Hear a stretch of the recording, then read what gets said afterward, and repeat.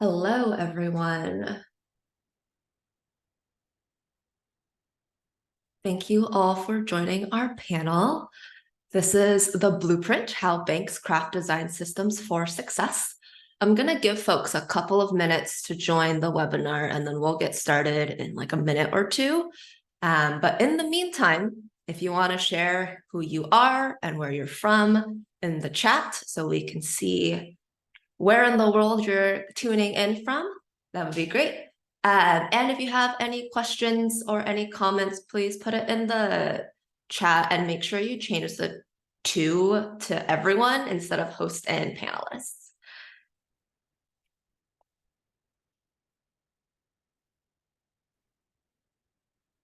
Hello.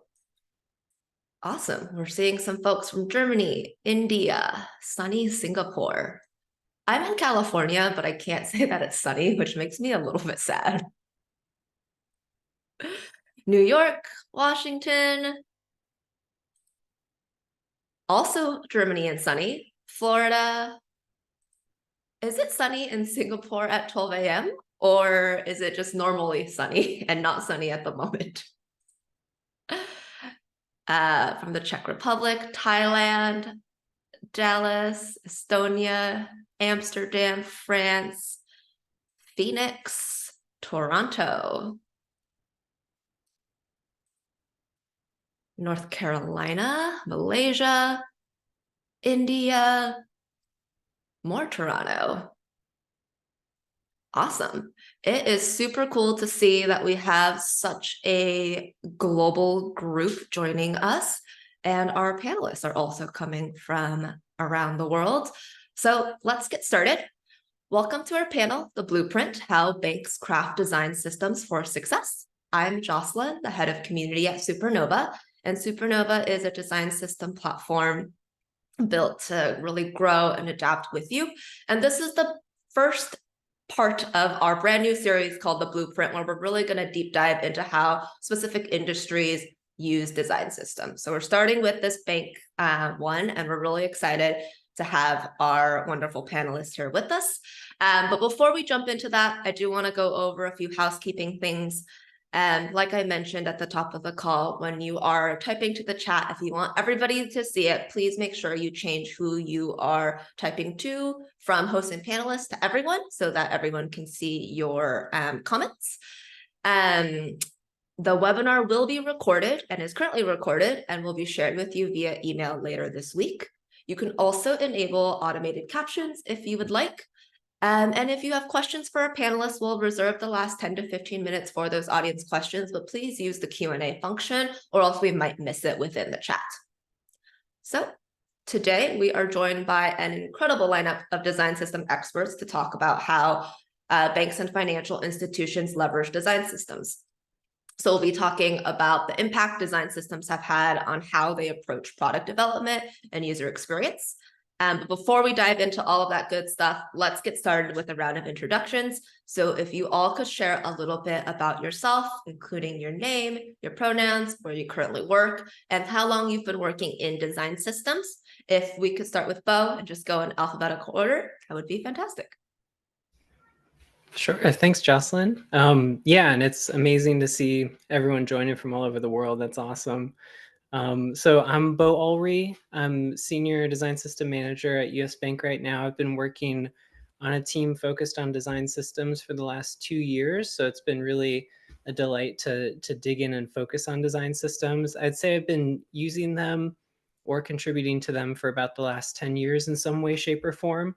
But I've really been able to go deep with design systems last couple years and see how they can impact culture, the way teams work, the way teams collaborate, so much about how an organization works. I'm based just outside Portland, Oregon, so I'm joining you first thing in the morning, starting my day off right. And again, it's great to see everybody here. So I'm excited to dig into design systems today with everybody. Hi, my name's Erin Potter. My pronouns are she, her. I'm joining you from stormy Richmond, Virginia this afternoon. We've got a spring-ish thunderstorm happening right now. I am a senior manager at Capital One. I started in design systems around 2018, working on a localized system for call center tools. And in 2021, I moved over to the enterprise design system, focusing on building community to inform a system that works for everyone at Capital One. So been on the team for a while now, and I'm happy to be here. Thanks for having me. Hi, so I'm Michiel Vissers. I'm coming from Belgium. I work at Delen Private Bank as a quite general UX designer. So I also still working on our client application as well as our internal tooling. But then besides that, a big project of us is as well maintaining and making sure our design system works good. So that's quite a big project we're working on as well. But so quite general, and also still working on our internal tooling as a UX designer. Awesome. It's so great to meet you all and great to hear like the varied experiences y'all have with design systems and just design in general. Just to kick things off, for folks who aren't familiar with banking, digital product development, user experience, how do you think design systems have really impacted or transformed the way banks approach digital product development? Erin, do you want to kick us off? Yeah, I think the biggest transformation I've seen is like design systems have been a part of our modernization journey. Just we deal with a lot of systems handling complex data, and so we're constantly modernizing to keep those things as secure and safe as possible.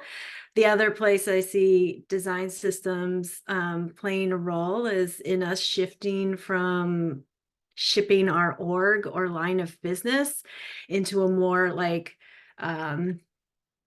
consistent experience across all of the products that Capital One provides, because we have banking, credit cards, we talk about credit, we have auto loans. So it's nice for all of those to start to feel like they're coming from Capital One versus different lines of business. Yeah, I'd say I feel that too at at US Bank. So we've moved from, I think we've been calling it journeys, like customer journeys, and breaking it apart in that way. But we've shifted more towards, more holistic standards. We've also been using the design system as the way for product teams to get like the latest accessibility standards like WCAG 2.2, get that into their products as easily as possible, as quickly as possible across, all of our web experience, and, get our native app up and running with our design system faster. So yeah, it's been really cool just to see how we've broken down some walls and how teams collaborate. We usually think about designers and developers speaking the same language when they're talking about the thing that they're making, the medium they're working in. And we're also starting to see that across different sections of the organization. So it's getting to collaboration that kind of breaks down some of the barriers, but also standards that can be, kind of improved more holistically, more rapidly. A lot of that also comes from like a growth in skill set. So we see more designers, developers, product owners thinking about reusability, thinking about systems thinking, making space for contribution to the design system, or experimenting and fine tuning their products as opposed to, totally redesigning them or just focusing on the next feature and the next feature. So there's been some kind of systemic shifts that I think are made more possible by having a stronger design system. It's not kind of the sole cause of all good things in the whole entire world, but it's definitely played a part in where we're at right now as an organization. No, I definitely agree with you two. I think for us, it's really that we have now a way more modular approach to designing our products, where before we had to redesign each component over and over again for each project or for each product we made. Now we can grab those things off the shelf, and we have also more time to tinker through all these components, so we can have more time on creating these components in an accessible way, of course, and then also updating and maintaining these components across all projects and all products that we have. I think it's way more easy now that we have these centralized way of working. Yeah, and speaking of reusable components and elements, what are some of those key components or elements that you see included or are so core to a design system specifically for banks? Like, does that differ from other design systems that y'all have interacted with, or do you feel like the core pieces are pretty similar? It's just more like how you're leveraging the design system. The first thing that popped into my head was forms. That's kind of like the bread and butter of, and I don't know that that's very unique to banks, but yeah, forms are kind of like the bread and butter of the design system. Like we rely on them so heavily. I think brand decisions as well. So usually that looks like a token structure, variables in Figma, whatever shape it takes, getting brand decisions that are made, documented, and leveraged consistently in the right ways. Other than that, I think there's definitely more specific industry patterns as you get into more complex components. So it could be like, instead of just looking at a text input, it's looking at like, how do you apply for a checking account?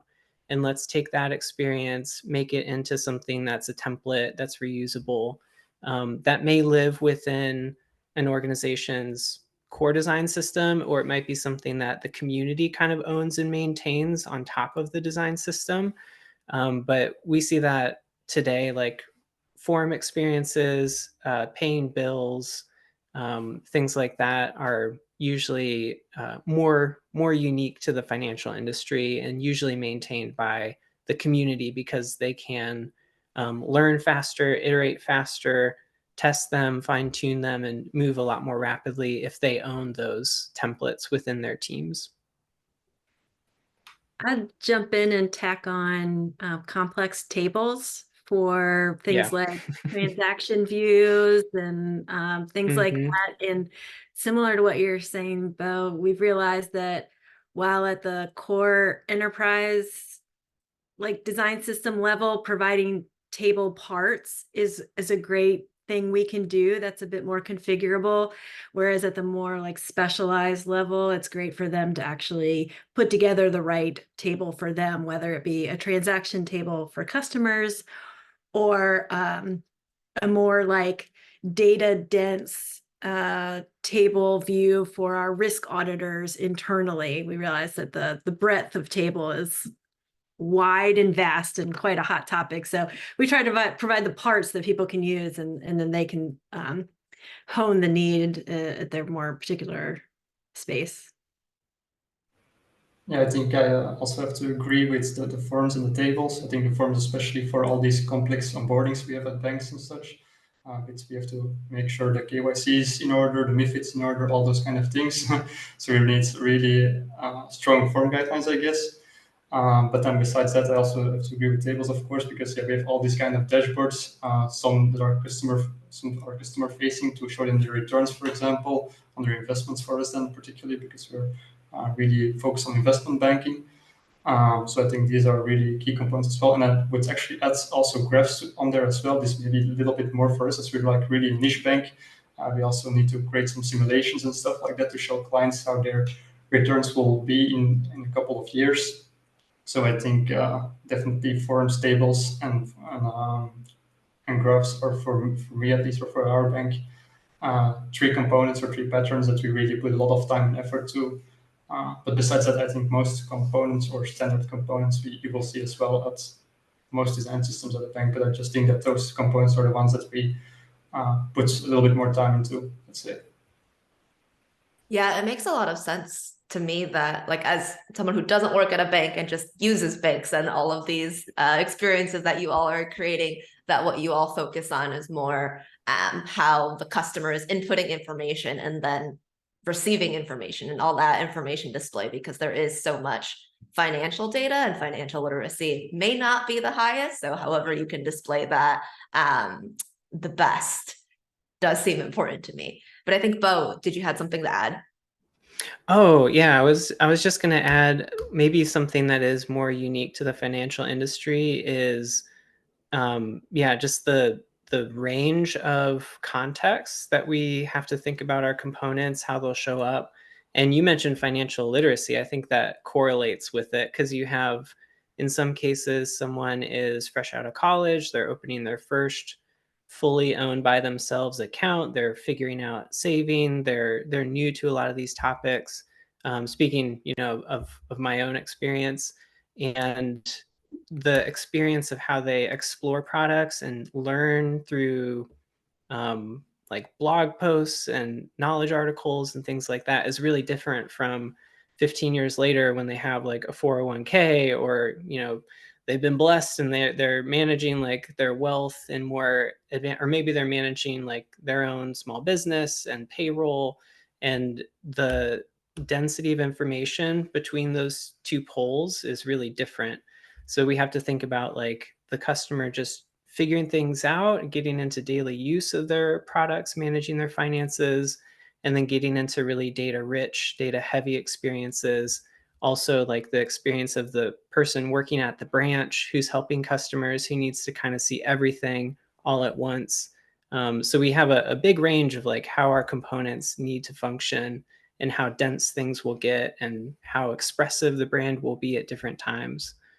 So again, not totally unique to the financial industry, but I think we see that more through the customer lifecycle here. Yeah, for sure. Thank you so much for adding that color. And kind of building off of that, what do you think is the most, or what has been the most important principle that you all keep in mind when building and maintaining the design systems at your bank and financial industry? Like, is it financial literacy? Is it security, accessibility, consistency? If you had to pick one most important principle, what would you say is like the one that y'all fall back on? I can maybe take this one away. So I think out of a standpoint of the design system itself, we of course want it to really be usable, I guess. But as we're a bank, I think for us it really comes down to security, just mainly because it's a big part or a big focus of our organization in common. So that's also why we put our system at the moment, it's private, just because I hope we never would do, but if we were to leak any client-specific data or any bank-related data in there, that it will still have one layer of protection there, as well as a good authentication system as well. So I would say for us, it's definitely the security part, even though, of course, for the user of the design system, of course, we would like it to be as easy to use as possible and they can understand everything. But looking out of the organization, I think it's security for us.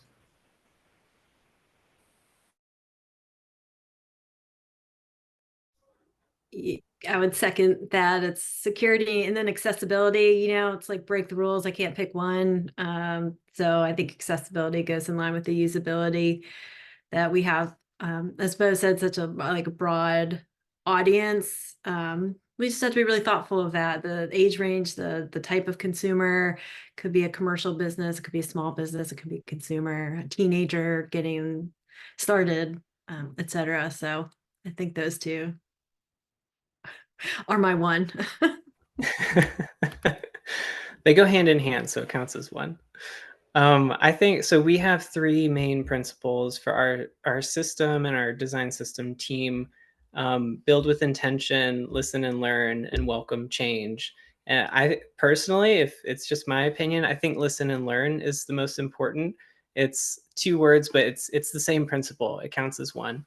It's all about finding ways in our component life cycle as we're creating things, prioritizing work, that we're understanding what teams need across the bank to get their work done, and what we're creating is what they actually need. And then also making sure when we're getting ready to ship components or ship tools, we're validating things with our audience. We're building on top of all the research they've done with customers. It's all connecting the dots, and the things that we're making are actually the things that are needed. That's really what listen and learn is about. And it also helps us cut things out if what we're making is too complex, or it's crossing the line between what design system team should own and what the community should own. It helps us kind of level set what we're shipping, and making sure it's the right tool for the job. Awesome. There was a question from the audience, speaking of security. Raphael asked, how did you manage the impact of regulatory requirements when designing certain patterns? How do those regulations and security requirements come into play?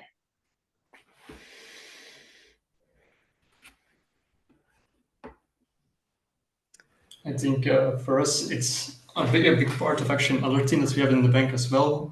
We have a team, we have different teams in the bank, of course.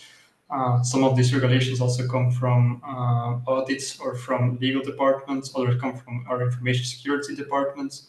That they had to tell us that we have to make sure everything is secure and that we have to take this layer of protection. Because if it was up to me, I would love to have our design system, for example, publicly available out there. But I definitely understand that if InfoSec or the bank wants to have the system privately, so we have no chance of leaking anything in there, and I do understand that as well. So many of these things come to us from other teams inside our organization, I would say, for us at least. Yeah, kind of the same here. The security standpoint as far as customer information and that side of the house, usually that's something that feature teams across the bank will be very fast to address. Our design system, though, is private. What we're working through this year, last year was all about standing up big pillars of the system that our teams needed. This year, we're exploring like how can we make a little bit more of it visible publicly in the industry, just to kind of participate in the design system industry, show what we're creating, get input from experts out there, make it better. So yeah, right now it's private for those security concerns and risk concerns, but we also want to participate. So we're trying to find the best ways to do that. Today is a great way to do that. We can all talk about our practices and learn from each other in a very safe and secure way, which is great. Yeah, ditto. Everything's private. And we also have to take into consideration what tools we're leveraging and how we're leveraging. There can be some limitations on plugins or documentation platforms that we have to learn to work with in the best way possible. The other one that I thought was interesting is when I worked on the first design system for our call center tools. It's where an agent is looking at a system to service your account on the customer's behalf who's on the phone. And so there was a lot of challenges around what customer data to show in order for them to be able to appropriately service the customer versus not show because they really didn't need that information for that particular ask. So we went through a lot of rounds of working with operations and legal and risk to understand what could be visible and what couldn't be visible. And especially when agents went to work at home, what other additional level of security had to be considered for the work at home during COVID. So that was a pretty fascinating time to be involved in product development to see them working through those issues. And then how does the design system help with that in terms of like turning things on and off and things like that. That's so interesting. And I feel like the whole work from home and security could be its own deep dive on its own, because that just sounds fascinating to me. But I know we have a broader topic at hand, and there are also a lot of questions coming in. So moving along, Erin, you mentioned like the design system for the call center. And I know you've also mentioned that now you do the enterprise design system. So could you walk us through, and a question for all of you as well, but if we could start with Erin, what do the design systems look like at Capital One? Are there different design systems? Is it one design system? What platforms do you all support? And if you can share, what does that team structure broadly look like? Sure. We do have an enterprise design system, and we do have additional systems that have sprung up over the years, largely to meet missing needs. So the enterprise system evolved over time, but at first it largely serviced Angular. And we noticed a lot of our internal tools were trying to use web components, like lit element web components. To service like micro front ends, so people could choose whatever framework they want. And additionally, we noticed things springing up for like, I think we've all talked about more like data dense experiences for say auditors or internal tools. So there are very many reasons why all these systems sprung up, but we are on a journey now to try and bring as many of them into one house as possible. So trying to elevate all of the core components to the enterprise system, so the more localized teams can focus on patterns and organisms that meet their particular needs. So we are trying to be more crisp around our architecture, but in general, our goal is to service Angular, React, and web components. And then across native apps, we're in a world where we're doing Swift and UIKit and then XML and Compose. We're hoping to narrow those down because that's a lot to support, but that's where we're at right now. Hats off to you and your team. That is a lot to support. We're in a similar setup at US Bank. So our system historically over the last like 5 or so years was really focused on React. And over the last year and a half, we stood up our native design system for iOS and Android. We're still only focused on React for most of our web experiences. We're also bringing in AEM components that largely power usbank.com. So our marketing pages, articles, all of those kinds of experiences. But AEM is pretty much largely based on React. So it's primarily like 2 main pillars within our system. We also have a distinction between our core design system, which is centralized. It's owned by the design system team. We listen and learn. We take input from the community, but we are the only ones contributing to that system today. On top of that, we have what we're calling Commons, which is community owned and driven. So that's our decentralized extension of the system. And it's usually more complex components, anything at the atom level. So if it's like a color or a type style, or it can be a token, or it can be a very simplistic component, those are usually in our core design system. Anything more complex, like a form template or a dashboard template or a widget for making a transfer, that's going to be owned at the community level. And part of that is just because our design system team is only so big, we can only do so much. But also we want to step out of the way of the community so that when they have a security concern pop up, or they learn something through A/B testing and they want to act on it quickly, they control those larger templates and they can put that change into effect immediately. As soon as they can plan it and do it, they can ship it and improve the customer experience. So there's kind of 2 reasons we have this distinction between core and commons. It's also a path for teams to contribute to the system as a whole, and our reusability practice as a whole. So that's broad brushstrokes what things look like at US Bank. So for us, it's a little bit different, I guess. We have also a way smaller team, I'm guessing, than the other 2 in the call right now, because we're currently just with 4 designers, and we are all working on projects besides the design system as well. So we're quite multidisciplinary in that sense, but we also, of course, have a lot more time constraints there. So we're just trying to keep up one system at the moment. We also have to skip on some features that are still quite handy, I would say, but we can't do it because of the time constraints, such as versioning on the design system. We don't really have it at the moment, even though we would like to have it. We do have versioning, of course, on our development components within the system. So the components do have versioning, but the design system itself doesn't at the moment, for us at least. Another thing that we really have to lack in, let's say, or fall behind in, is the fact that we, because we just have one system, our client-facing software and our internal tooling, they're all falling into the same components, let's say. Also, most of them in the same way of working.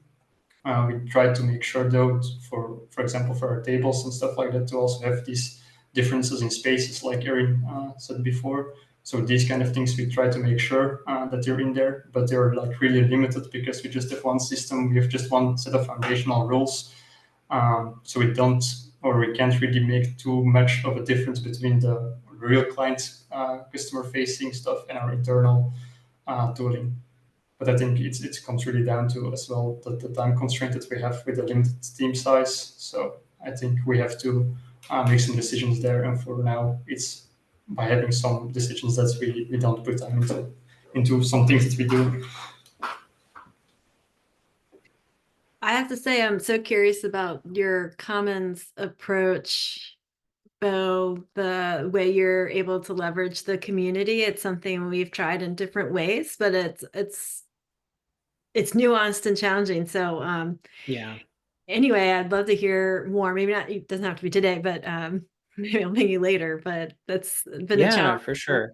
how to like use other people who are interested and get their ideas out Mhm. and up as fast as possible. Yeah. No, it's been a challenge for us as well. It's not like we come talk to me, I've got it all figured out. Like that's not the message today, but we are yeah, we're pushing that approach forward this year because it's going to be crucial for the systems thinking that we want to see in our culture, scaling that. It can't all be done by our design system team. And we have a ton of experts in reusability across the bank on product teams that we want to enable and basically activate them to be able to help others and help their teams and contribute and be highlighted as successful and recognized. So yeah, I'd love to talk more about that with you for sure. Yeah, I think there's a couple of different questions about governance in the Q&A, so we'll try to pull those out at the end. But jumping forward a little bit, I would love to hear how do you all measure the success or effectiveness of the design system at your respective financial institutions? I could kick that one off. So our measurements are internal focused. We're looking at the designers, developers, product teams using our design system within our organization. What do we see going on? Do we like it? Do we not? One of the big focuses of last year I kind of alluded to was standing pillars of our system up. So we were focused mostly on publishing so many React components, launching our native design system, validating, are people able to use our native design system? Is it the right toolkit? So a lot of how we measured success last year was checking that box of publishing things and also validating them. This year, we're looking more at adoption. So just general, are people using what we're creating? Are they detaching in Figma? If so, why? Are the repos of code looking good and healthy, and getting a good sense of what's being reused and what isn't? So that's kind of the most basic measure, but we're also looking at building community. So with our commons approach, are people active? Are they contributing? Is reuse happening within commons? And are we seeing a good amount of activity there? We also want to see community activity in our support channels. So when people are asking questions about using an accordion or whatever component it might be, someone else is chiming in who isn't a member of the design system team, because the knowledge exists out there in the community. We just want to see more folks in our community being active and helping each other. And same thing with teaching. Like we want to see more people growing systems thinking skills, and that can come from our design system team. It can also come from the community.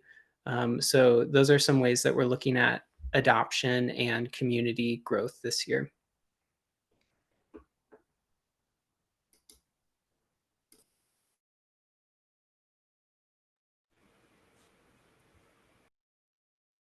Okay, sorry, who's goes next? Yeah, similarly, engagement is the thing we try to measure. If folks are familiar with NPS or Net Promoter Scores, We run those for our internal tools, and so we have a target amount we'd like to increase that by. And then we do consumption reporting measurements to understand if like that folks are adopting the work more. And we have a additional goal of we have a lot of like legacy systems that our team supports, which keeps our like running the engine percentages really high. So we're hoping to put those to bed and watch those numbers go down as the new system goes up. And then we are trying to get a little more rigorous about measuring the amount of time saved from designers and developers, so we can put sort of numeric value to what the system is providing the company. So yeah, for us also, we're trying to track the ease of use of the system. We're also trying to do it by some sort of net promoter scores. We do a yearly survey to our developers and designers to see what they're thinking about the system at the moment, and we have all these kind of questions in there. Then we're also trying to get as much as possible out of retrospectives. So every month or a couple of months, we have these small retrospectives together with our developers to get some feedback from them directly. So I think these are the retrospectives, especially, is quite easy to do, I guess. We personally get a lot of value out of it because it's easy and we get a lot of feedback from the developers directly. The other thing that we try to do is just looking at the number of support tickets or issue tickets we have on our backlog concerning our components. So if there's a bug somewhere, or if there's a question from even a customer, we can track those numbers as well. So that's also quite, or still easy to do, let's say. Then also for the adoption rate, we try to see how many people are coming onto our platform. We don't really act too much upon this number yet, but it's good to see if our developers are growing or if there are coming more or less people onto the platform, and then we can try to figure out why afterwards. But I think it's good we have it already, but we're not really doing too much with the metric at the moment yet. And then of course we're also using the Figma analytics themselves. We mainly use it for if we're seeing that we've created some variant or some property in a specific component that is nowhere used, and we know almost for certain, or we know that it could maybe be deleted or be deprecated at some point, or if we maybe have to reconsider why it's there. So these are Yeah, I love that note. Oh, sorry. Go ahead. I was going to say, I love the notion of looking at the data and then asking why. Like, are people, like, are visits to our doc site decreasing or not present for certain pages? Why? It could be, we didn't quite make this the right way, or it's not approachable enough, or it could be the wrong thing, or it's no longer valuable. And yeah, like you said, it could be deprecated, or a sign that it's okay to deprecate this thing. Because especially for you, like you mentioned, you've got a smaller team, so it's crucial to look at this body of components, the system we have to maintain. Is it all worth the effort to maintain it and keep it going? Are there any parts that we can trim off and be done with so we can focus on other things? That's probably really crucial. Yeah, definitely, because there are currently, we have like a lot of these little components or really specific case variants flying around, and so we're trying to over time we try to decrease some of those things so we have less overhead, and we really can focus on to those components that really need a lot of time, I would say. Nice. Yeah. Kind of building off of that, what are some of the unique challenges that you all have faced when standing up a new system or increasing adoption and then maintaining it? There's a lot going on with all of your systems. So if you want to speak to a couple of those challenges.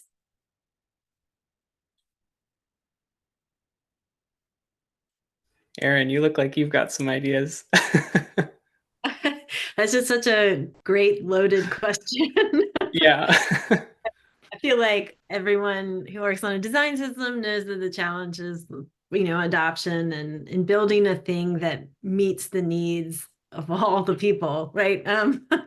So getting consensus in the right way, but also being able to move at a fast enough pace to meet the needs of the products is, I think, one of the biggest challenges we've faced. We very much want to be a community sourced system to make sure we're dotting the I's and crossing the T's is appropriate. But then there's also that point that we just need to move forward. And then there's also just, we do have like additional risk controls and additional reviews we have. So just moving at a clip, an appropriate clip can be a challenge to feel like you're trying to get things out for people to use, but they have to be right. So anyway. Yeah, I read somewhere this year about pace layers, and that really stuck with me. It's a concept of like if you think about a sphere, you have layers within that. The center is the area of like most stability. It moves the slowest. The outer rings are much faster and sometimes crazy, but they're intentionally different layers of pace. So the system is kind of the very center, and it moves very slowly. It's all about standardizing, building the things that are going to be reused the most.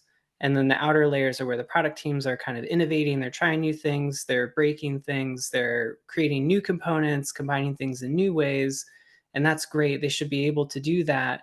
And eventually the things that we want to standardize come inwards within those layers. So that's, yeah, it's been a similar struggle here, like finding the balance of trying to keep pace, but then also realizing we have a different pace by design. And if we try to keep pace, our system's going to fall apart. That's been, I feel like we're getting into a good rhythm with that. What I mentioned earlier about different contexts, like you have everything from new customers to people managing businesses, and you need your system to be able to be effective in all those different contexts with all the different kinds of brand expression. That's been difficult. And yeah, everything around adoption, like finding effective ways to release new, usually breaking changes to the system, and how to help teams move through that breaking change as soon as possible so that they can get the latest and greatest, most accessible components, the latest brand approach, whatever we're enabling through that breaking change, helping teams find the time and the space and the justification to spend the time on that, because sometimes it's invisible, but it's definitely worth the effort to do the code maintenance or do whatever it takes to get to that latest version. I want to second the pacing layers, especially the diagram and the concept. That's probably the number one thing I've been working into decks about the system. Nice. Over the last 6 months. It's exciting to see a transition of people like valuing the system and wanting it to power products. So that's been a real shift in the company at large. But then it's sort of like balancing the expectation of what we can provide ahead of the speed of products. So I love that you brought that up. I've got it in a deck or two. So for us, I would say the biggest challenge really is the legacy that we currently have. So there are a lot of components that were made before we had any guidelines on them, or knowing where they were exactly used. So for us, it's right now at the moment still figuring out where a lot of these components were used, how they were used.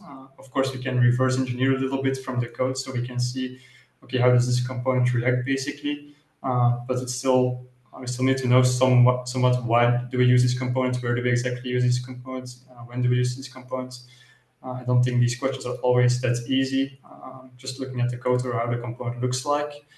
On top of that, you also have these like quite difficult components concerning navigational stuff, your breadcrumb, how are they going to react, your sidebars, all this kind of stuff is more technically related, I guess. It's also a quite big challenge for us at the moment still, as we have, our internal tooling at least is quite big. There are a lot of micro apps in there.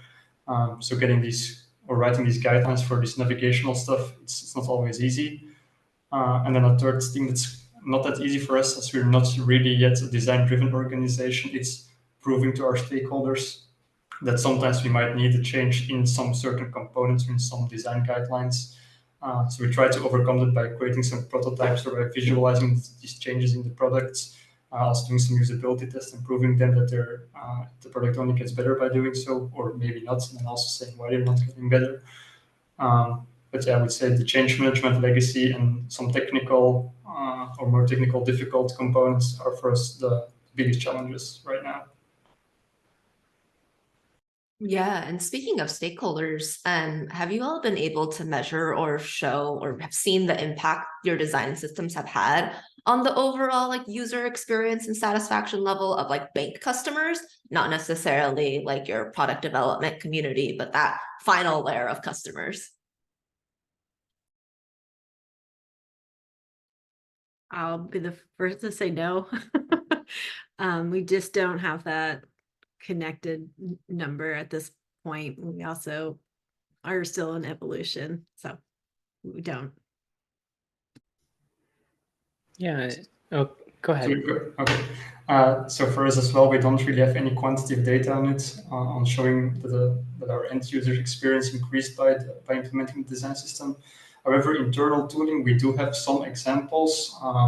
So we have some software and internal tooling that fully works on our design system stuff. So it works 100% with our components. And then we have some more legacy apps as well on our internal tooling that doesn't work on our components, basically.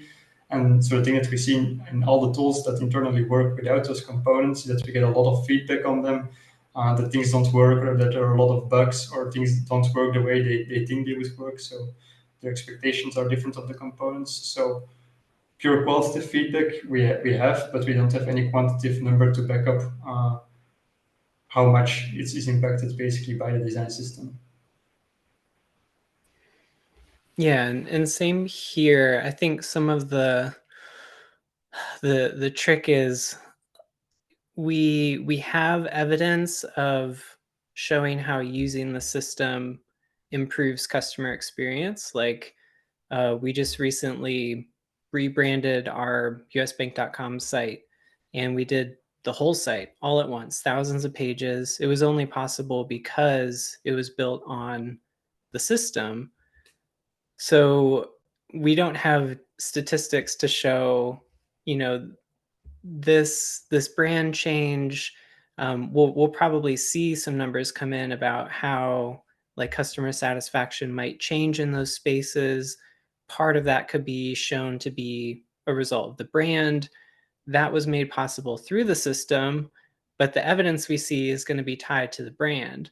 So it's always, we could do an A/B test and someone else gets like a half, the first 5 pages are updated to the new brand, everything else is old brand, like tell us what your satisfaction was. But a lot of what we get into is like, we have this new way of delivering value to customers. They get that value faster, more cohesively, and therefore their experience is better. But what they're reacting to is that new value that they got.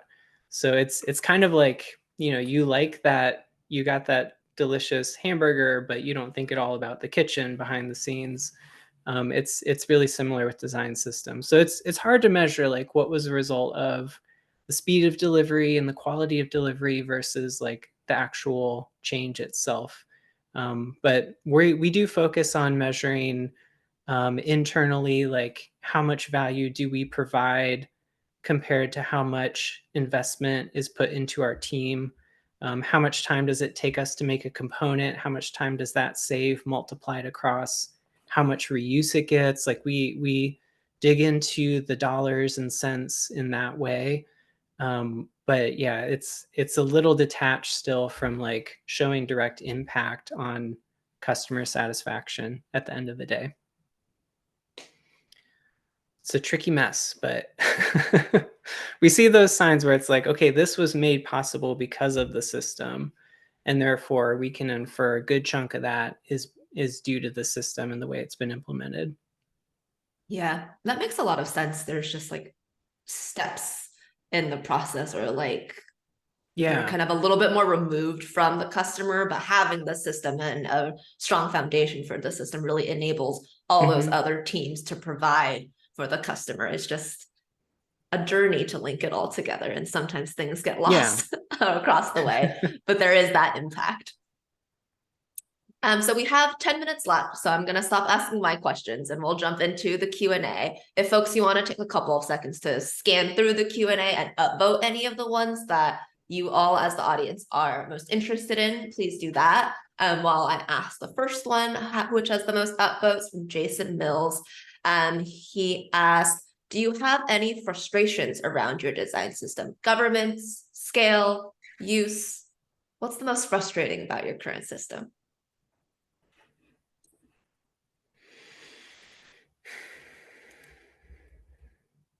I could do a short one, and then I want to hear from others as well. But I think I'll keep it publicly friendly as well. I think one of the biggest frustrations is being able to visualize what the system could be and how it could work, but not being able to deliver that fast enough. So a lot of it comes down to like how quickly we can move as a team, how effectively we're organized, and then also on the adoption side, like how quickly teams can use what we're creating and deal with what can be really massive change to the way teams are working.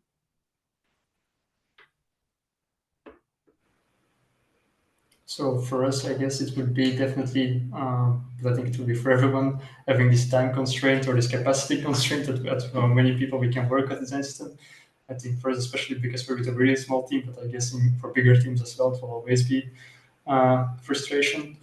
But then on the other hand, I also personally find, but I think it's more to do with tooling. I think most tooling are still lacking in this space in design systems. Is maybe a little bit better way even of collaborating together with other designers, maybe having some sort of branching system or approving system of when you're writing documentation or stuff like that, where we now have to really create a big process around it on how are we gonna write new guidelines, when are we gonna publish them.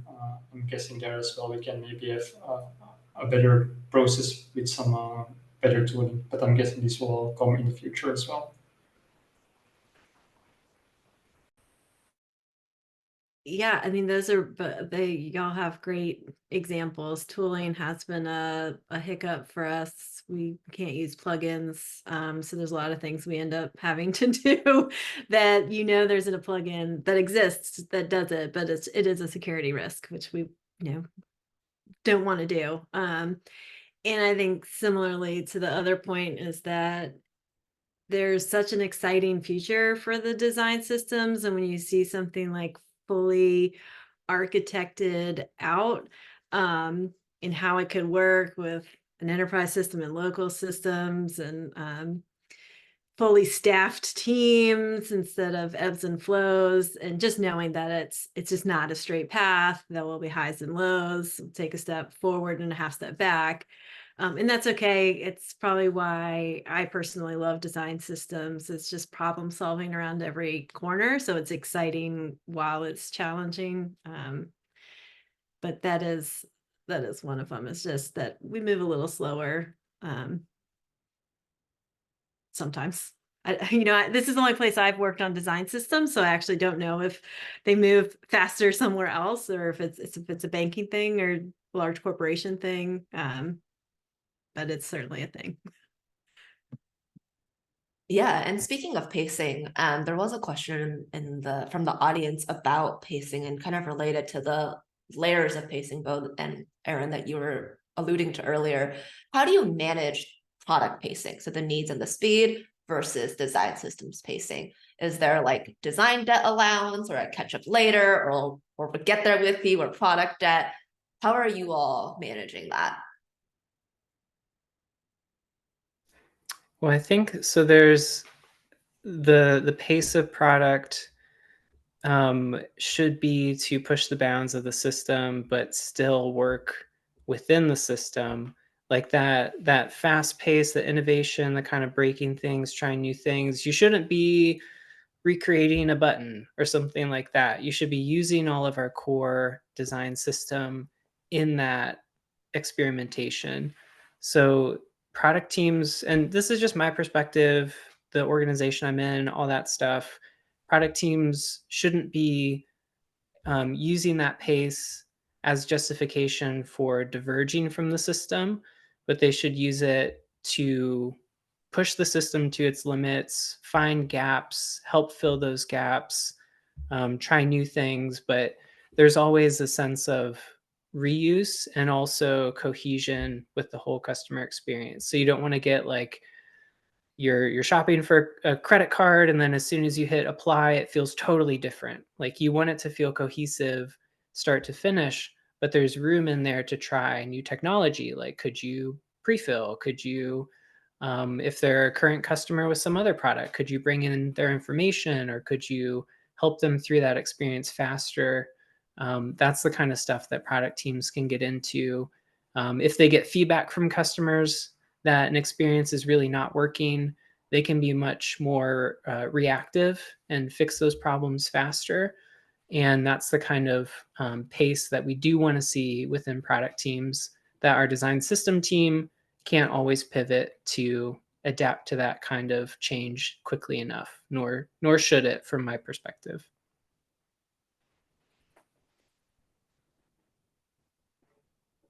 We realized that shifting to working with design systems as a like primary resource is sort of a new way of working for a lot of designers.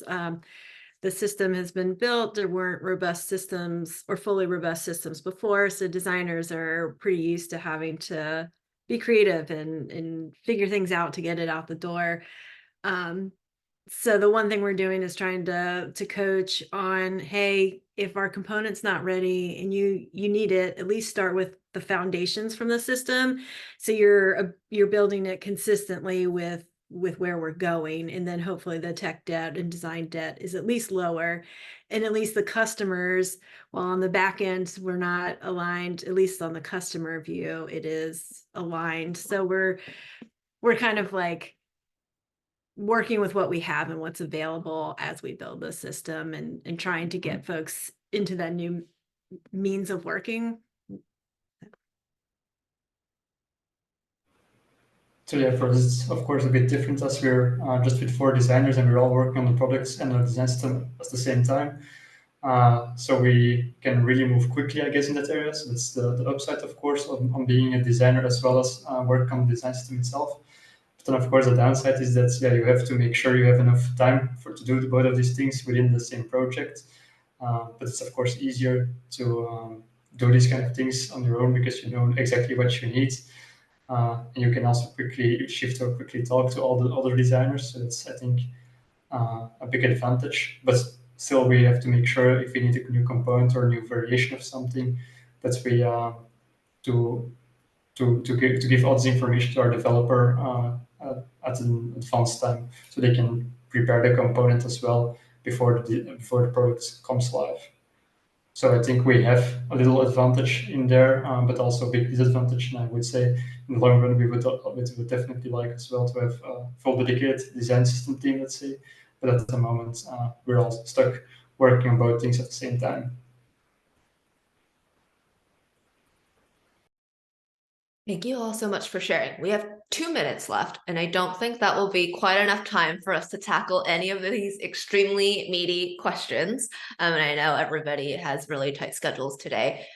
So I'm going to wrap up now, but just so you all know, this is recorded and we will share out the recording. And our wonderful panelists have also agreed to help us type up responses to some of these questions. So we'll share that out with you all later on as well, so that you can get some thoughts to these questions. But a huge round of applause and thank you to Beau, Erin, and Vissers for sharing your knowledge and your experience with design system at banks. This has been really interesting for me, and it sounds like everyone's been really engaged and interested. So thank you so much for your time. Thank you. It was fun to be here. Awesome. Thank you. Thanks for having me. I appreciate it. Thank you all so much. Have a good rest of your day. Bye. Take care.